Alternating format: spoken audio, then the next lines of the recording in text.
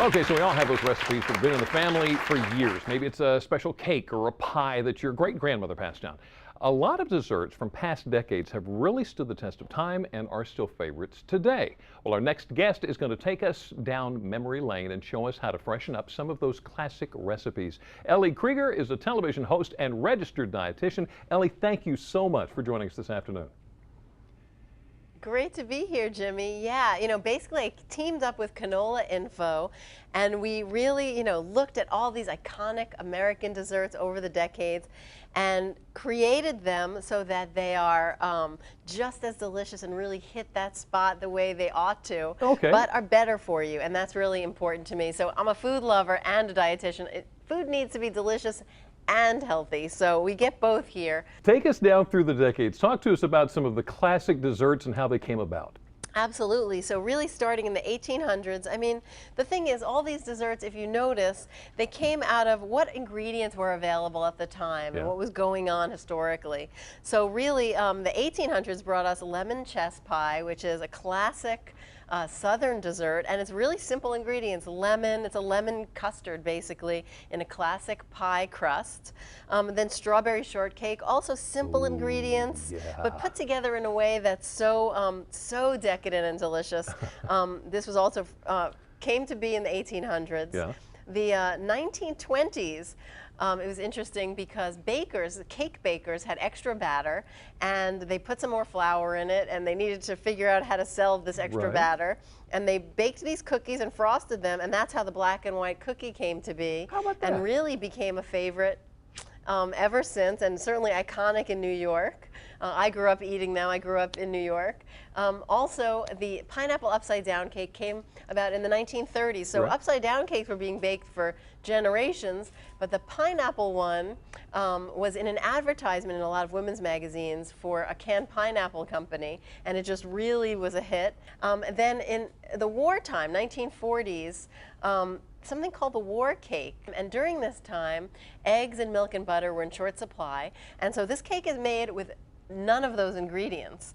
And it's remarkably decadent, moist, delicious, chocolatey. The smell just sort of, bowls you over.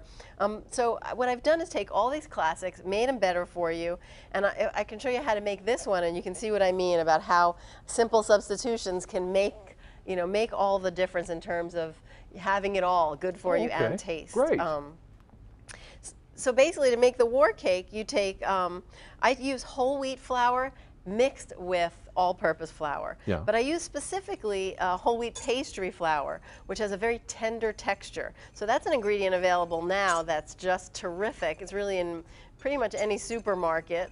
So whole wheat pastry flour, there's some cocoa powder in here, there's baking soda, some sugar, and what you do for the war cake is you make a little well in the middle, and you put in some oil, and I'm using canola oil specifically, and I use canola for all of these. Canola is the lowest in saturated fat of all of the oils, and it also has a very neutral flavor. So it doesn't compete with the other flavors in the dessert. You just get this kind of decadent richness without, affecting the flavor. Why do you think these recipes have stood the test of time? Why? I think it's because they're delicious, honestly. I think that is what is for ingredients that are easily accessible, that come together in a simple way, that are also delicious. And really, taste is king. That's why we crave things, because they taste delicious. But for the war cake, this technique's really important. Remember, no eggs or milk, just in here, a little bit of apple cider vinegar and water. And it's the vinegar that's sort of the secret ingredient, just a touch. And you just stir that together, you put it in a baking pan, and you bake it, and you get this gorgeous, moist, chocolatey dessert. And it's kind of cool because you mix it up in one bowl, so it's simple, and it's just lovely and delicious and chocolatey. Can you tell me about frozen grasshopper pie? Frozen grasshopper pie. Grasshopper pie is basically like a mint pie, and at first started off being almost like a creme de mint souffle type of thing. But frozen grasshopper pie uses mint chip ice cream, and I use a lighter ice cream, all natural lighter ice cream or frozen yogurt for the mint chip, and then I use canola oil in the crust, in the chocolate cookie crumb crust. actually, that one is one of my family favorites. We love the ice cream pie in my house. So have you got any So tips you can't go wrong with any of them. how you can really make these things as delicious as you're describing and still keep them healthy? Yeah, and it's really these simple substitutions. So doing things like using a lower fat dairy product, like lower fat milk, but no additives. I only use real ingredients. Using whole grain pastry flour, using the canola oil instead of butter. Literally making these small swaps that don't take any extra effort can make a huge difference in the health aspect of it, and also, enable you to have what you crave in a healthier way, so that you don't have to feel deprived. And the canola oil is great for that. I just love to use it for baking. And now suddenly I have this marvelous sweet tooth. Ellie Krieger, thank you so much for your time with us this afternoon. Television host and registered dietitian. Awesome. Wonderful. Thank you so much.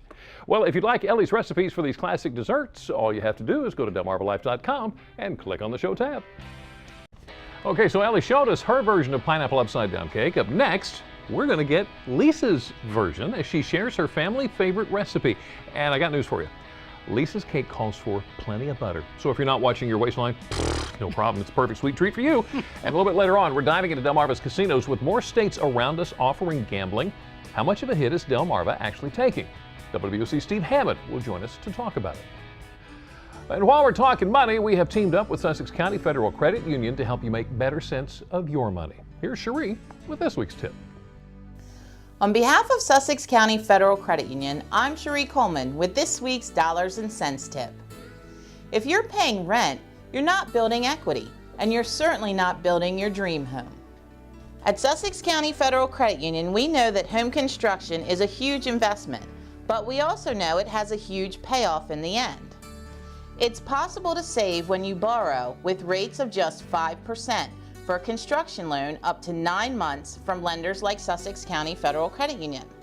The same is true for first-time home buyers who can get a mortgage up to $250,000 that requires no down payment. All you need is a reputable, local, and trustworthy mortgage lender. Save additional money when you convert your construction loan to a traditional mortgage. So start shopping today. The dream of home ownership can be a reality with low rates, no points, no origination fees, and no private mortgage insurance at your local credit union. Together, we can achieve more.